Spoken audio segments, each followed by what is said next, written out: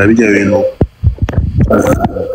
nibaza ko sawa birashobora kuba bishobora byo kwica umuziki bashobora kwica umuziki w'u Burundi ugasanga naje generation irazi gapfa ikazigapfa atani imyaka ibiri heze none ubu abari kuri hit ni mu mabona nakantu kameze nk'akagwi akantu kameze nk'aka group na myaka itani heze hari akandi kantu kameze nk'aka group kujya nyene karaza kakagenderemo kagasiga babandi nyene kagasiga Satbi kagasiga Fizo kagasiga na Kidumu kagasiga na Loriro kakaza kakabakubita bajya bavye bakajugumira bakumva ubwoba ukazona kakagwi karagiye haja kandi nubu kano kagwire kamurabe hatavuyemo abikebuka kidogo gusa bakora n'inguvu bareke nagasuzuguro reka murarabana kajya kagwi nyene karaje kace kahava direct wakoziki kumutima usaba wowe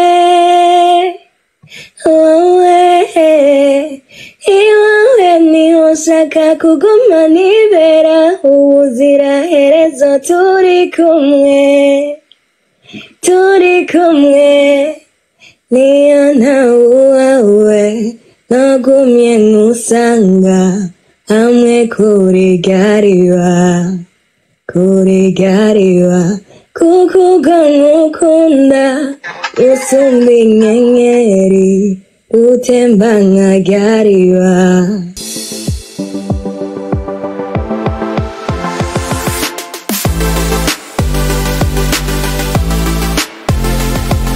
reka duhe umwanya karibu Logic Jamal yaravye afite 2 questions and Lina sawa ya ni bon Logic ni bon ndameze neza ndazi ko abantu benshi duherukana kera kuko sinkiri mu Burundi okay hama ibibazo nka bibiri especially kuri 2025 kuko je ahantu ndi nyene East Africa muri Tanzania ndiko ndakurikirana ibikorwa bitandukanye bya East Africa abanyarwanda bariko bakoresha ingufu nyinshi gufatisha East Africa cyane muri Tanzania batangiye bafatisha eske muri team yawe canke muri staff yawe canke muri management yawe niko nabivuga mufite plan yabaki yo kwagura imbibe cyane kibazo cyane kama ikibazo cha kabiri eske mu ndirimbo zawe murafise plan yo gukora indirimbo z'igiswahili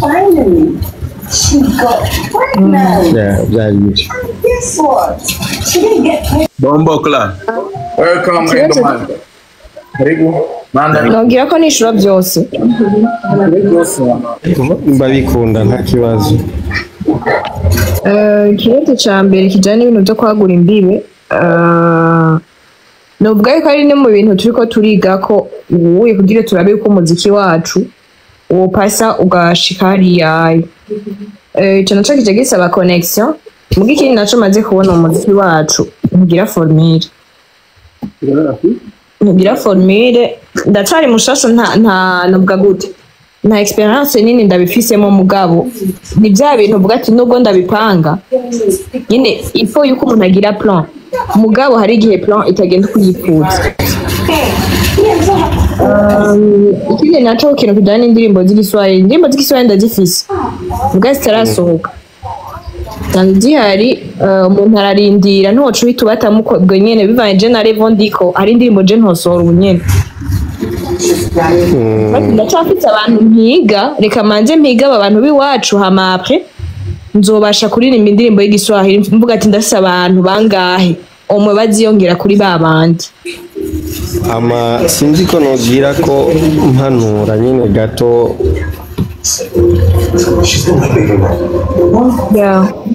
bon je benshi barabizi yuko maze imyaka myinshi muri industry 257 hari ibintu byinshi cyane tumaze guhura navyo hari ama experience tumaze kubona cyane iyo umuntu usohotse niho uca ubona yuko hari ikintu kibuze, hari ibintu bikibuze nko muhira cyane cyane iwacu Burundi. Ikintu je nohanura nuko nukwagura imbibe, ico kintu mucitwararike cyane, kuko iyo waguye imbibe bituma wewe kariyeri yawe, sinzi ukuntu wakivuga, novuga yuko iyo waguye imbibe hariho ama opportunity menshi yo guteza imbere uba wivuriye.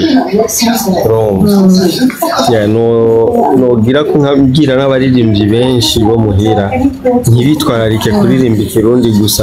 Pulo momana abanyarwanda bazi ko turi ururimi rwacu rumeze nico kimwe mu bisanzwe, ariko pulo moma indirimbo zawo nyinshi niho buramo ikintu citwa igiswahili cyane.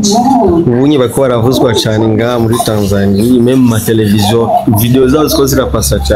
Na cha kintu wavuze cha connection nico, harakenewe connection, harakenewe abantu babafasha kubegeza kuri babandi ma television, ama radio n'ibindi. Bon, ibyo ndiko ndavyiga ko cyane hariho ama connection ndiko ndarondera ku baririmbyi b'abarundi. Dufashe hariho nk'abaririmbyi babiri muri uyu mwaka nyene bafise collabo nziza, ndabifisemo uruhara. Imana nuvuga ko Imana yarabidufashijemwo, n'abandi uzobikenera wese aranyegera hama ndabimufashemwo, kuko ndiko ngerageza kwegera ndaba ukuntu noronka ama connection kuvyerekeye abaririmbyi bo muhira. Rero nimugerageze abartiste bo muhira mukora uko mushoboye, ntimugume muri ca kirundi gusa.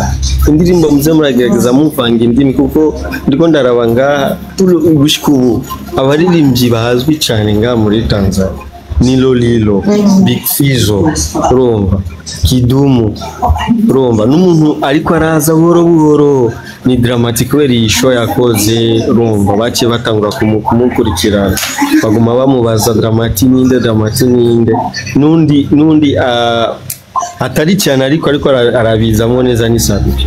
Yes, ikintu nobona yuko uko mwokora cyane kubera iki bidufashe muri East Africa batumenye cyane. East Africa urumva je birangyohera mu gihe nicaye mu bantu bariko barayaga ku vyerekeye music ya industry, ugasanga muri list bariko baravuga bavuzemo mu Burundi, bica bindyohera, birangwa neza. Cyane umukuru ya Kidumu niyo muntu cyane bavugwa cyane. Kidumu kubera iki Kidumu ifo ko dukora cyane, abartiste mukore mushike ku rwego rwaho bavuze list ya East Africa ntihaburemwo no new generation bavugamo. Ico nico kintu musaba cyane kuri new generation Gen Z, ntibagume babona ko babona umengo general ndafse indirimbo na downloadings. Harimwo n'ijya ndirimbo yandi migeze guhuriza ko Natasha, igenda ifite ma playlist ko indirimbo nkunda cyane. Hari igihe ngera mu studio atandukanye, nka hirya ejo nari muri Kings Music muri studio ya Kiba gutembera, ndabavugiriza indirimbo zitandukanye za Gen Z new generation. Baratangaye bakati kumbe mu Burundi murafite abaririmbyi benshi bazi kuririmba, baririmba indirimbo nziza, ko twe tutabamenya, ko tutabazi. Umwe acavuga ati mu producer yitwa Yogo ko we yarabaze gutembera mu Burundi cyane, barakoranye na Satbi cyane n'abandi baririmbyi batandukanye. Acavuga ati igoranye yo mu Burundi kuko baririmba ikirundi cyane, n'abatanzania benshi ikirundi ntibagitahura. Acavuga ati hari abaririmbyi igiswahili, nagerageje kubumvisha indirimbo ijya ya Monya na Olewa na Ananipenda, bararyohewe sana. Bati ntitwari tuzi ko mu Burundi bafite ubushobozi bwo kuririmba igiswahili nk'uko, ati baragishoboye. Nuko nyine bibaza cyane mu rurimi rwo muhira, ariko si bibi, ni byiza ururimi rwo muhira kurukorera ko cyane mukaruduza, ariko mukagerageza mu ndirimbo mukora muze muravangamwo icyongereza n'igiswahili kugira bitume uriko arabumviriza atari umurundi abatahure amenye ico muko murayimba canke muri video canke video isohotse mugashiramwo ama subtitle yumva yo mu Congereza bitume bifashe ujya muntu atumva ikirundi amenye uri kuririmba iki bijya nibiri niyo mpamvu ubona aba Nigeria bafite ururimi rwabo ariko ntibabura gushiramo nubwo burimba Icongereza kimeze gute barashiramo ururimi rwabo ariko Icongereza ntikibura South Africa bararimba ikiga ururimi rwabo ariko ntibabura Icongereza kubera iki barazi yuko bakeneye ko abantu bo hanze babumva batahura nico bako baririmba mu Burundi dufite umuziki kandi umuziki uri ku rwego rwo hejuru ikitwishe nuko turirimba ikirundi cyane nico kintu kitwishe nico kintu novuga yuko gituma abantu bo hanze batatwumva cyane urumva dufite ama melody meza imagine bararyoheye kumva ama melody indirimbo zitandukanye urumva bararyoheye kumva ama melody atandukanye abaririmbyi batandukanye sasa ama melody turayafise aryoshe igerageze no mu ndimi rero tugerageze kuza turavangamwo ndagira baze nakire and my karibu acarushe mu Rwanda Yo, wagwan. Very good. salama bro Neza na neza.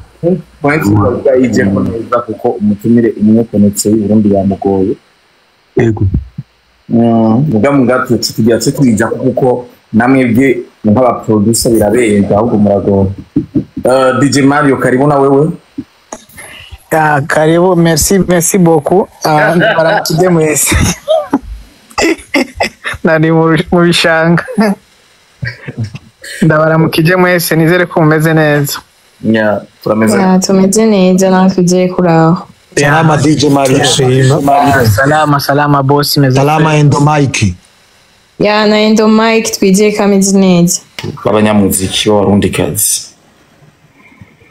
tutararonka umwigeme ashobora gukora imyaka yose akaguma akora nkuko tuzi Kidumu nkuko tuzi Big Fizzo nkuko tuzi Lolilo peut-être Lolilo hari ikintu byagiye bihinduka ariko nawaguma ari uko biri kose nkuko tuzi aba artiste bose dusanzwe tuzi b'abahungu basanze bakora ibikorwa vyabo bamaze n'imyaka myinshi hafi 30 20 bakora kubera iki ni kihe kibazo bahura naco gituma umu artiste umukobwa adashobora kumara iyo myaka ari muri carrière umenga bafise date expira bikaba birapfuye nyene tukababura no mu isi y'umuziki nico kibazo nibajije cyamvuga ati iki kintu rero je ndi umuntu peut-être muto sifisa ama idée manini kandi sindi n'igitsina gore hari igitsina gore gishobora kuvyishura ko n'aba producer bakorana nabo bantu nabo ba director bakorana nabo bantu Imana ishimwe ko muhari mutubwire duhere kwa Kerina kuko yari mu batumire abanza agira icyo bivuze ko atubwira intamba myinshi ikintu gituma bataramba muri carrière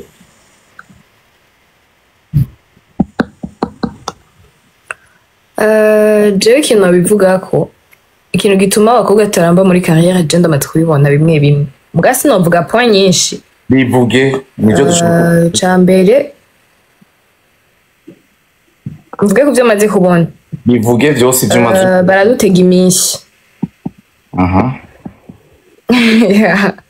baradutega iminsi kandi abantu batudekuraja baba benshi tugira ama responsabilité arenze kurusha uko ukubona uri kuraririmba imyaka famille hari igihe uzumva batagukubwira ati none gute genre kumva ngo urongorwa ivyo bintu bihagarike ubuze amafaranga naho ni kibazo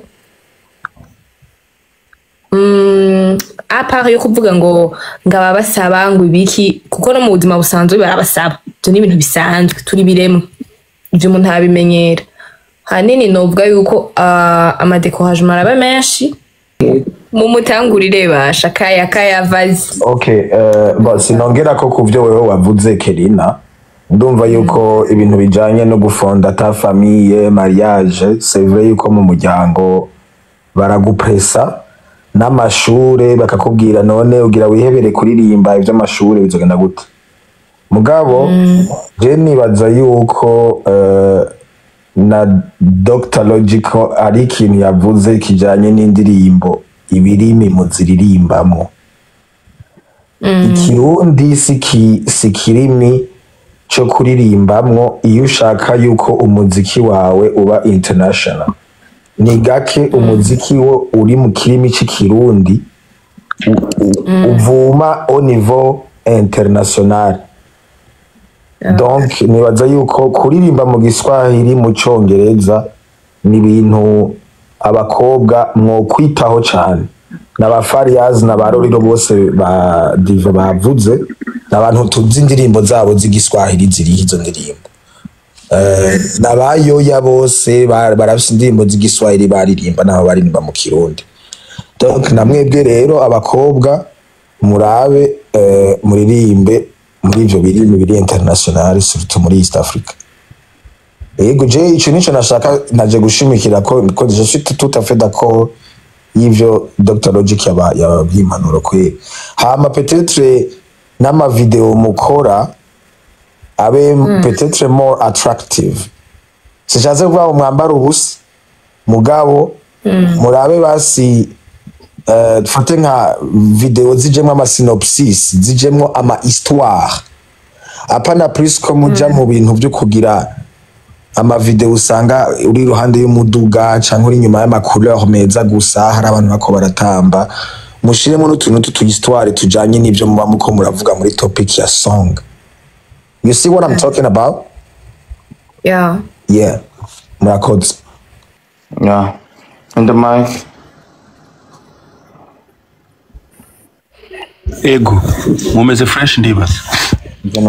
Yeah. Yeah. Kuvyerekeranye n'ivyo bariko baravuga ngo ni iki gituma ngo abakobwa canke ngo nzi ngo umuziki wo mu Burundi ngo udashobora ngo kugera kure ngo ube international sizi ngo baririmba igiswahili abandi ngo baririmba ikirundi gusa. Ya ibintu nk'ivyo. Ofete kuri ico cambere kijanye nuko ngo bavuga ngo ni kweri kingo tutagira ngo abakobwa ngo bashobora kumara imyaka myinshi muri game ngo aba Big Fizzo n'abandi. Nibaza ko n'aba Big Fizzo nabo nyene ubwabo bamaze umwanya munini muri industry bivanye nuko muri industry kijya gihe nta baririmbyi benshi twari dufise. Urumva? Rero biragoye wangu. Biragoye baraba peti benshi amatara barayashira hanze. Sinibaza yuko udakoze cyane. Ngo kwitwaza ngo muri legend canke ngo ikindi gihe hari abana bariko barakora ibyo kandi abantu bari update. Amakuru ikintu cyo kuvuga ngo abakobwa ngo ntibagira ngo mu Burundi nta mukobwa dufise ngo no way. Uziko murabibona ko abakobwa bakunda ibintu vyiza kandi abakobwa bajana hari amafaranga buryo umukobwa yinjiye mu kintu akabona na amafaranga arimo wango bakitwaze ngo abavyeyi ngo urumva ngo bakubwira ngo va muri ibi ngo uje kurongorwa sinibaza ko ikibazo ari ico ahubwo ikibazo ni kubera ko murabiza mu mugasanga nta mahera arimo mugaca mucika intege ndabesha nini ko ndabibona.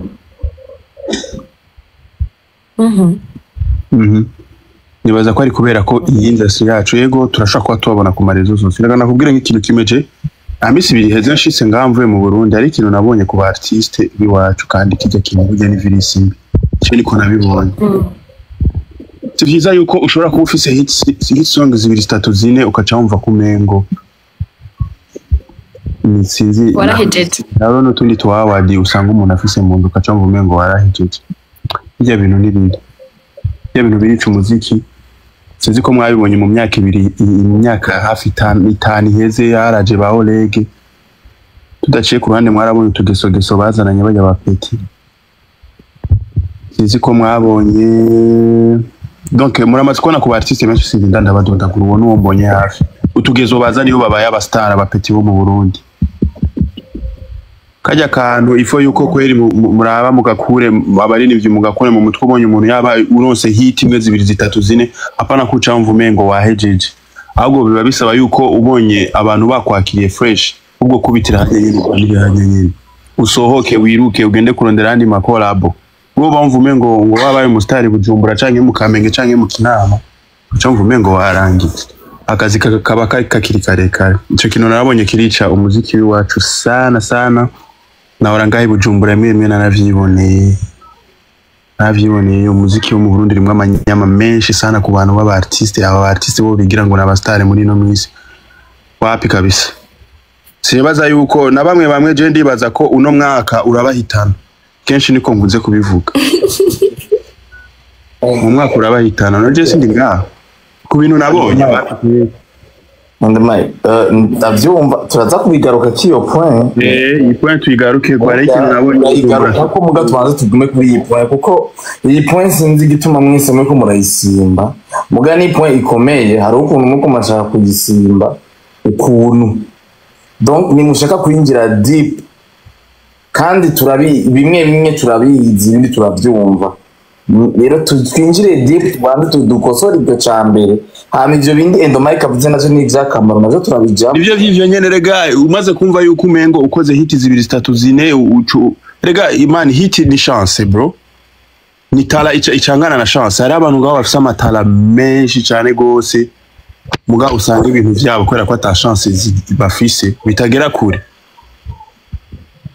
Endomike usa naguciriyemo kuri ico kintu kijana na hit ntibikunze kuba ku bakobwa cyane iyo comportement mukunze kugira abahungu.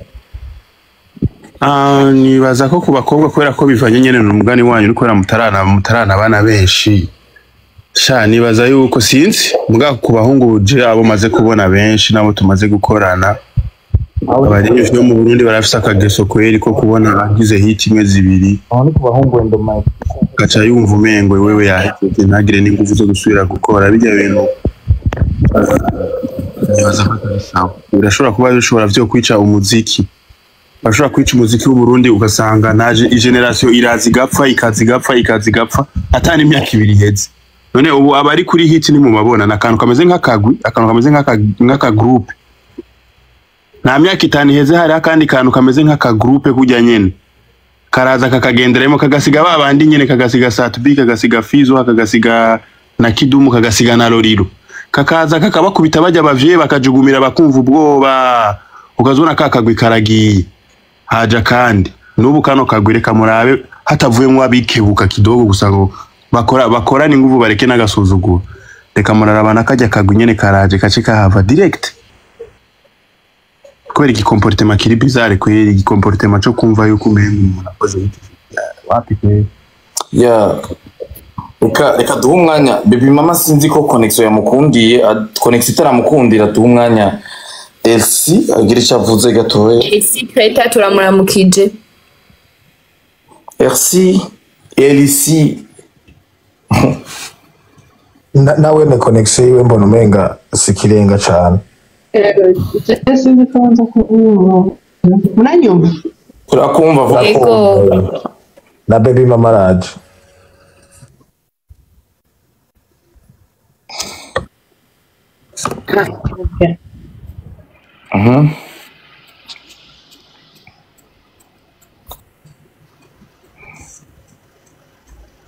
sha connection ya Elsie yagoye baby mama ikindi baby mama guma wibutsa Shandi Queen ubu ndabona connection okay cyane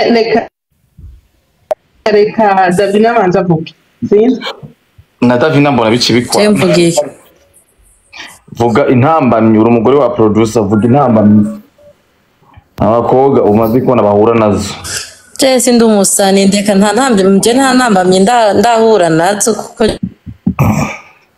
je ntazo navyo nkora mama reka bakere nabishuri yanzu n'amazi oui mbona umenga muntu urimo ndafise impande yanje vraiment kinju mama okay anyway reka tubandanye ku bandi ubu utinya rujya muntu connection yanse ubona nawe byakunze ngira nawe byo umusinya DJ Mario ngiye uvuze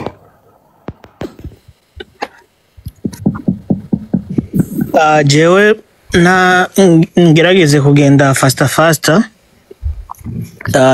ndavye ingene abakenyezi canke abakobwa baza muri game ama bakamara umwanya urume rumara kugira bagume ku muziki.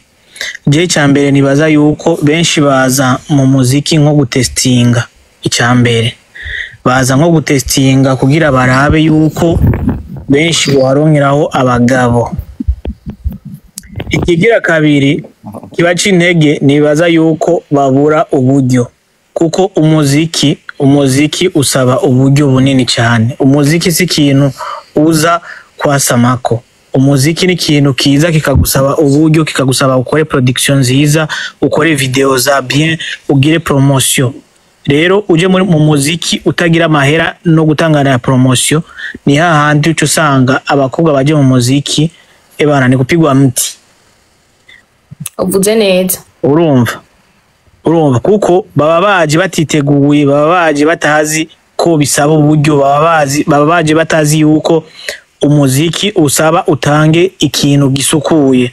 Nico gituma kenshi uzosanga aba producer bafise bifu n'abakobwa benshi, kuko umukobwa araza muri studio kugira aronke produit nziza, ugasanga nta buryo afise. Producer aca saba jigijigi.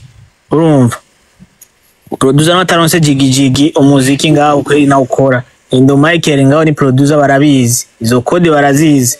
Ico gituma na Davina kenshi aguma ari impande y'umugabo wiwe ariko mureke gutwenga. Ariyo vuga ukuri. Aha no kuvuga uko nukuri ibintu bariko barakwepa batashaka kuvuga ukuri. Genda bishira habora niko atamuntu aza kunkubita, hari coffee iza guca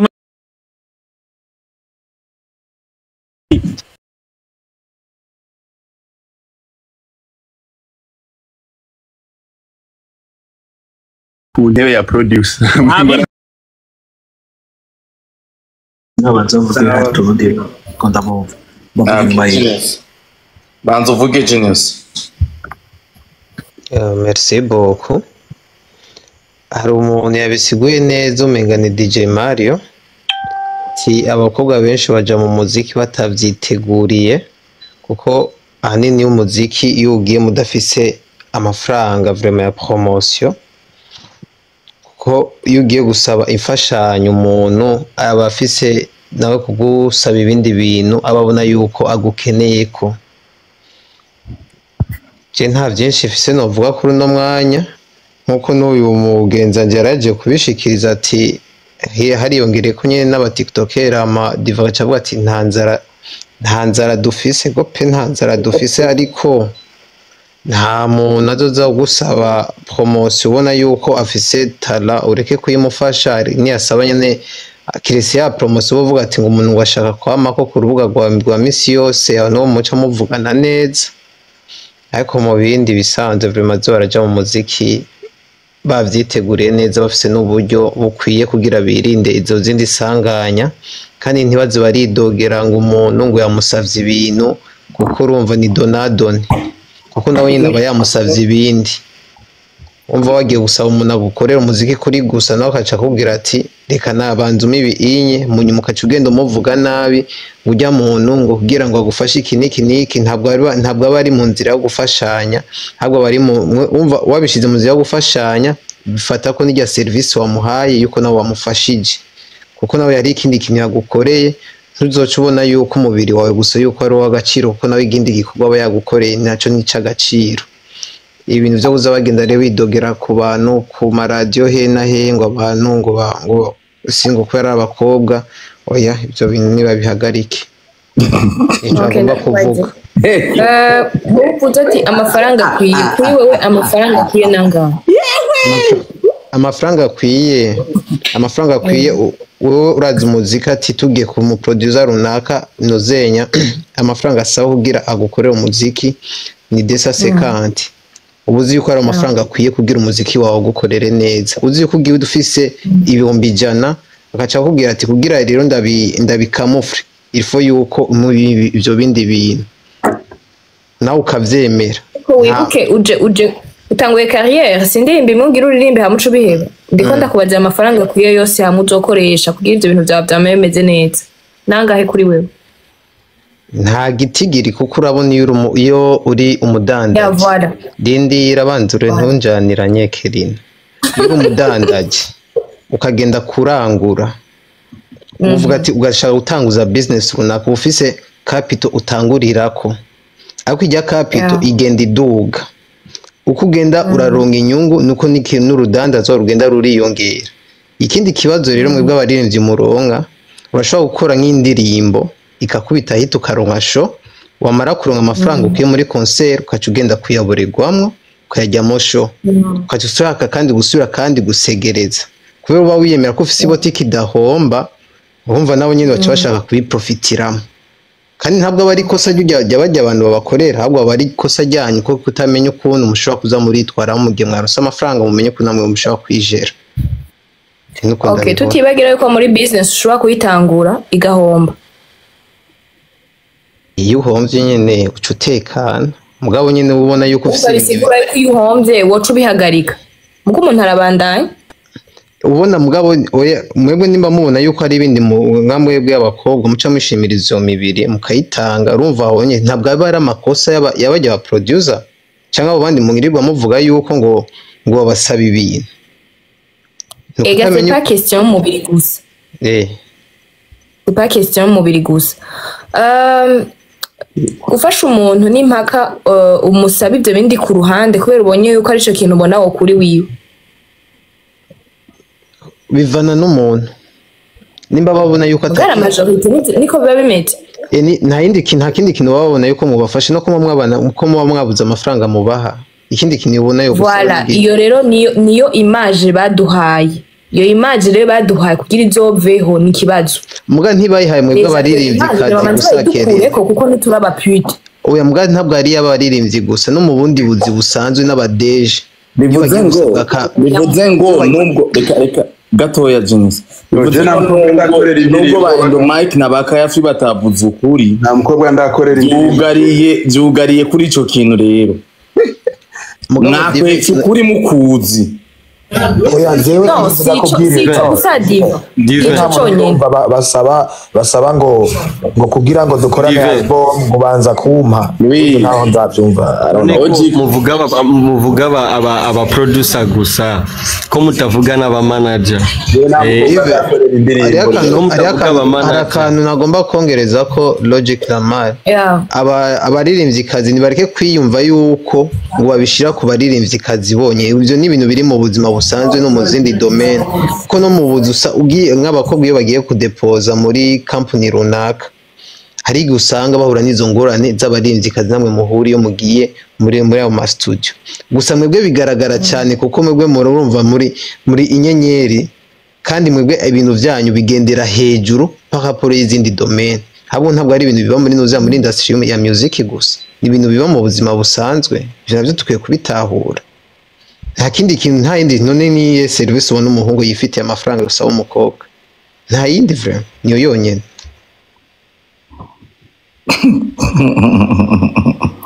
Bisaba gufasha umuntu ntibisaba ko ubufse ikintu nawe ashobora kukuriha ari umuntu ukora neza ukigendera imana ari zo kuriha kenshi turabikora ari usanga kenshi muvuga aba producer gusa mumenye yuko n'abamanager hari abamanager babikora murabizi benshi barabizi ko hari umuririmbyi kazi yabyaranye na manager wiwe ibyo benshi barabizi kandi benshi baramuzi nibyo niho hahandi bavuga yuko iyo wirukiye kurya umutahe ibyashara bica bihomba niho hahandi manager wowe ushaka gufata ngo ukorane n'umu artiste umuririmbyi kazi ukaca ubyinjiramo ukaca winjira muri ya systeme nyene bica bipfira mu nzira niko kwa kurya umutahe utaratangura ibyashara.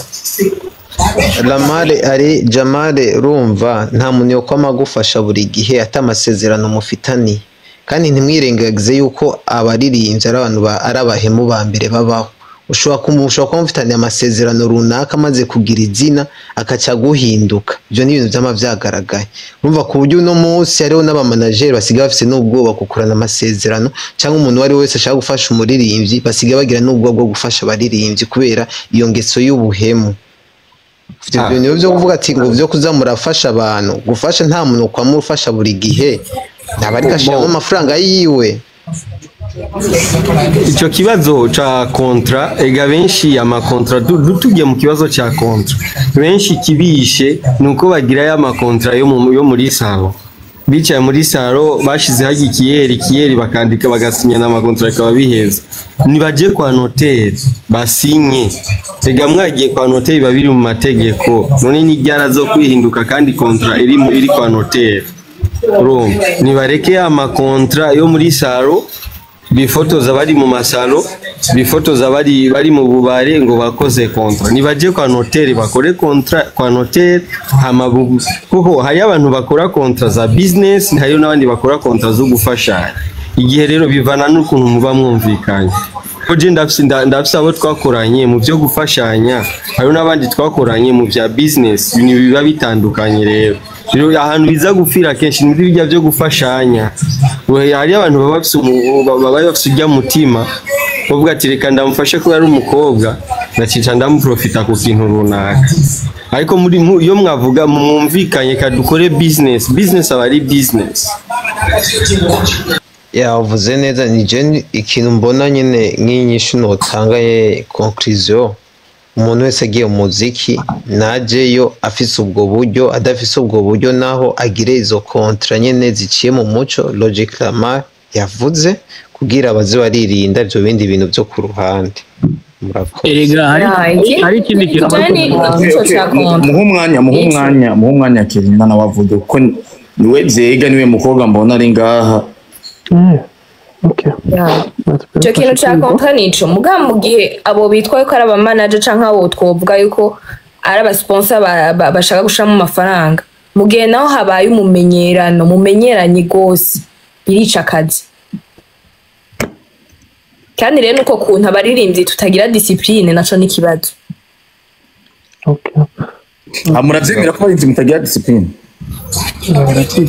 ndavyemera kweri nta discipline ihari reka duhe umwanya yuza rero avuga yuza kareba murakoze cyane jewe nagerageje kumviriza sujet yariyo kandi kukaba nkako Genius yavuze ibitari bike kandi muzi yavuzemo je suis tout à fait d'accord cambere na mbere harimo ikintu ca manque ya professionnalisme uti gute mu gihe uri mu producer uri mu kazi uri muri business ibintu byadufashanye ntibibaho bibayemwo n'umuntu uvuga ati uyu ngira ndamufasha kandi uramufasha do A à Z rero ko habamwe abantu bavuga ngo ndiko ndafasha naka bakaca biprofitiramwo mais en même temps faut voir ubwo bucuti kuko mwene data ntidufasha umuntu wari we wese nkuko Genius yabivuze ntawo kwamara afasha igihe cose aragufashije gukora umuziki wawe no munsi mugabo nico sibaye ko n'umuziki wose uzosohora uzokwamuza aya certain moment nawe uri umukobwa harageraho wibaza bikagutera ubwoba ukavuga ati none uyu muntu koko ari karafasha gukora uno muziki wa mbere wa kabiri akaba atacaransaba canke atamafaranga ariko aransaba ukacuraba n'ubucuti mufitane urabona ubwo bucuti nta kintu cahatari gihari ati bimeze gute des fois abantu barirengagiza ibintu muri business c'est très clair n'amahera hama igikorwa gikoreke atari amahera naho ivyo wiyemeje canke ivyo bagusaba soit tu es d'accord soit tu n'es pas d'accord par contre ico Genius yavuze kubanza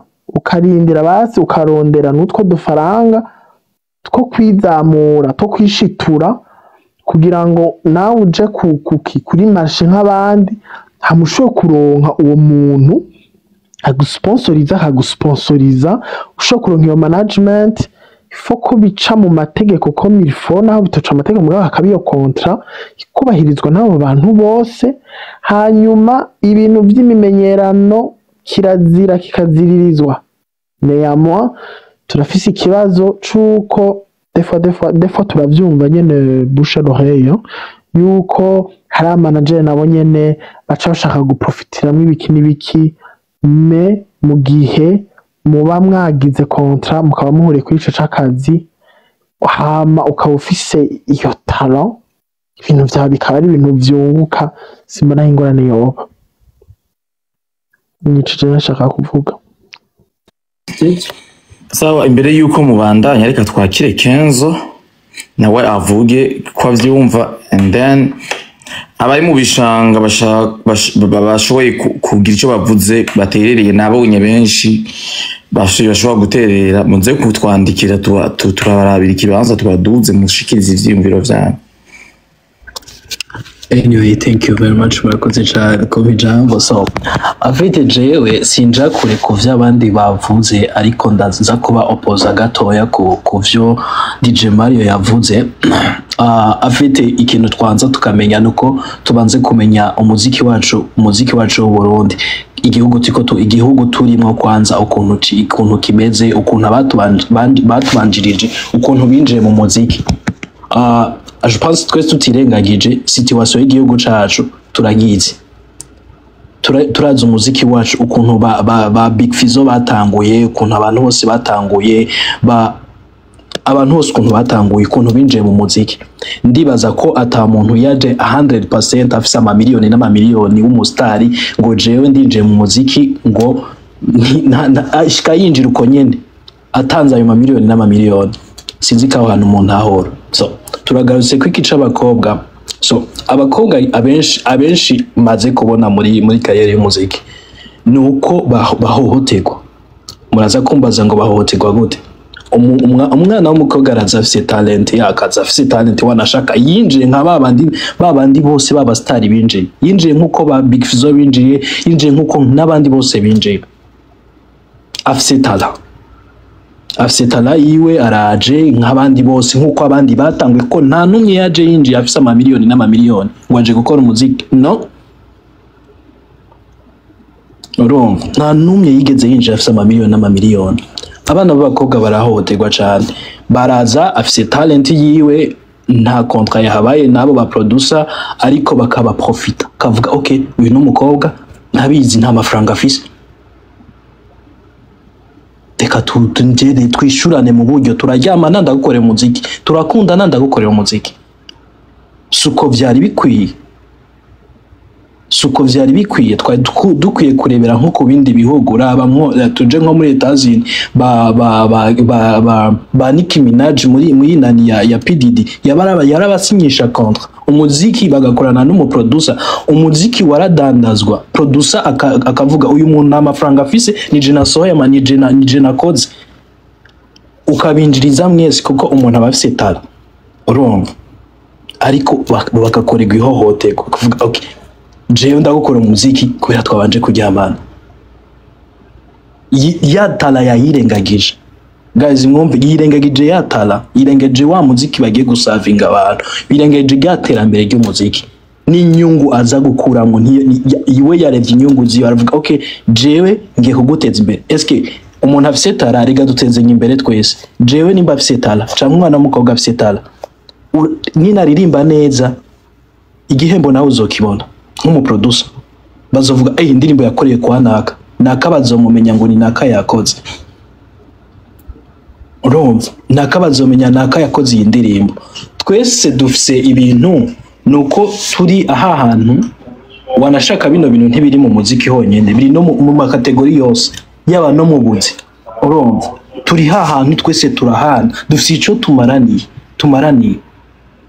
Jewe ni wankorera muziki, ni wakoreye umwana w'umukobwa muziki, iyo muziki gafata hit, ego je abantu bazomenya, nawe abantu bazokumenya, bazomenya naka Endomike niwe yakoze ino ndirimbo. Endomike niwe muntu yashizemo ibirongo.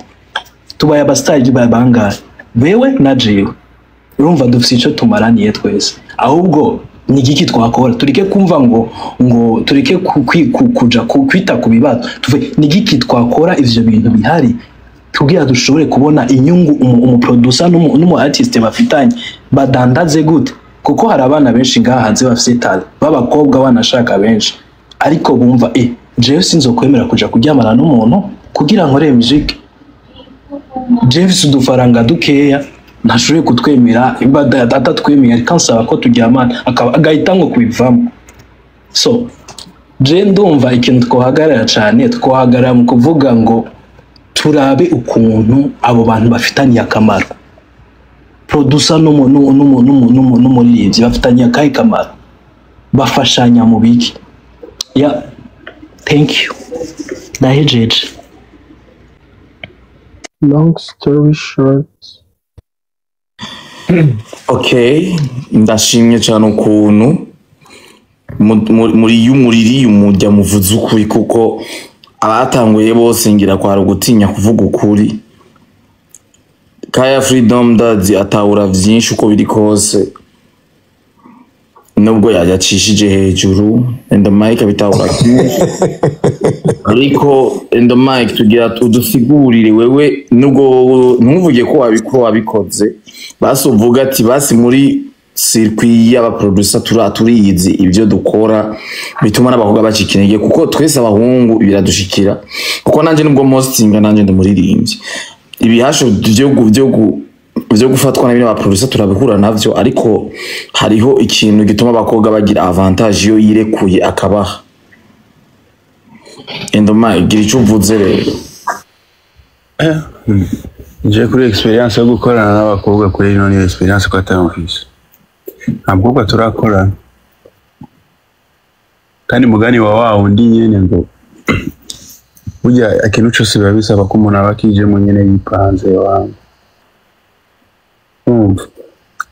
Muziki ni projet nini ya bose ushobora kuza for free ngo nkorera indirimbo imaze 3 z'ikunda ategerezwa kubikina wana chance bivanye mugana ukuntu nawe uteye kandi urumva ibyo bintu sinibaza ko aba producer bashobora ari bose babikora oya muga yaba harimo ibi professionalism muri kano kazi dukora nibaza yuko ivyo bintu antuka producer nivyo rinda bikugera hiyo onye nyene ngo urumva ngo umuntu w'umukobwa ngo kugira igitsina gore ngo kugira ugikorera indirimbo ngo muninde kugira ngo eshanje ngo kujyama ayaje yazanye kashi urumva nawe yoba yipanga face mugaje kwa producer ukumute baza ko hari umukobwa ashobora kuza kugira producer ngo hore indirimbo y'ubuntu atana ndufaranga na duke yazaye barahari bro uyo mu musanze muri abagenze ndomaye ba pinbox jenda n'abafise benshi nibo bahari rero benshi baruzi akakwegera ngo nkora indiri uyo nawe ashaka pinbox ndabafise imvura mbwa ntawe urandukira amaso Sido Mike gusa yabo nibo benshi vraiment ndabashigikiye abantu bashaka imiziki for free nibo benshi sana numva abakwemereye ibintu bikarenda bibire secret gato rero abantu babaririmbye muri ngaho uje mu producer winjiye muri studio yiwe ugashikuriha aranakanguka bro kandi harimo akantu k'akarespect kacakana mugabo uje like n'igiciro mukarinda guhokozanya nibaza ko kwanza ari muri business yose uje mu producer ushaka ko nagukorera n'ikintu afise n'ubwoba bisaba kuza we uri facture and then ukicara mugakora projet mugabo mutangwa kubizanamo ibintu by'ubujama cyane nibaza ko bica bimera nk'ibigorana gatoya usanga hatangwe kuba manke ya professionalism mu kazi abakobwa ni benshi James box ni benshi sana bansaba gukora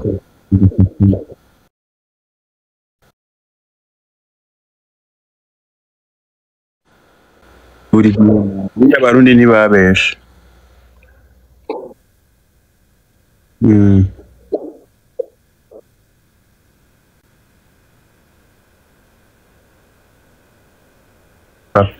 gutora umuntu muri iki gihugu nyene bro muziki koko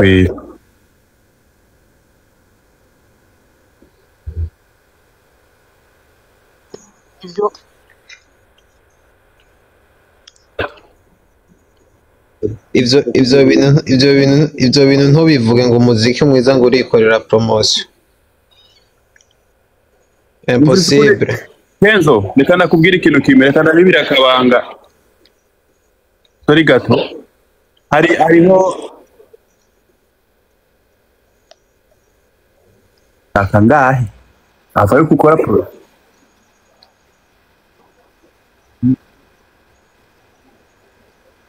wowe uyagarura mu nyuma mu makonsere canke ingize imana iyo ndirimbo yawe igapenetra hari igihe unahomba kuko mutaye ariko bimeze wowe ushize yani wamba homba kabisa Rero nubona ko je kenshi mba ndi kumwe na Dumba ngaha sinzi ko murabona ikintu kigira gisohoke abanza agaposta ibintu bya DB n'agaposta ibintu bya Bruce Melody. C'est pas par hasard que baramuri hunya mujambo.